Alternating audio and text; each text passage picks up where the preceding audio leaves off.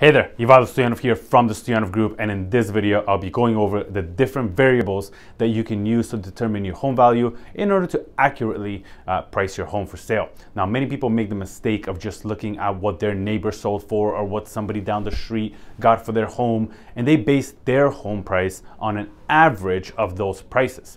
Now, even though that technique may work 1 out of 10 times, it's not a good indicator of an accurate home price. Now, when calculating your home price, you want to take a look at the 3 to 4 most comparable homes to yours that have sold in your neighborhood over the last 60 to give or take 90 days. Now, we want to compare apples to apples, and that's why we're taking 60 to 90 days, as well as homes in your neighborhood for an accurate home price. A comparable home would be one that is similar in style, square footage, age, lot frontage, lot depth, garage spaces, basement, finished or unfinished, and you'll make the appropriate numeric adjustments based on the numbers that differ. Now, after you find your 3 to 4 most comparable properties, you would make an appropriate adjustment both on the variables I just listed as well as the variables inside the home. Now, renovations play a huge role in determining home price. However, just remember that not all upgrades you have spent money on will give you dollar for dollar back, which is something to keep in mind. Now, some upgrades will, such as kitchen, bathrooms, floors, separate side entrance and basement apartments, depending on your neighborhood.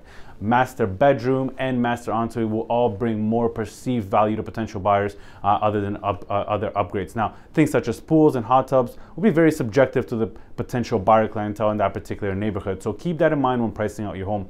Now, one of the adjustments that is critical to make is the appreciation or depreciation in the average price in your neighborhood based on when the comparable properties were sold. Once all dollar adjustments are made based on these variables, we can take an average of the adjusted prices and narrow down your current home price.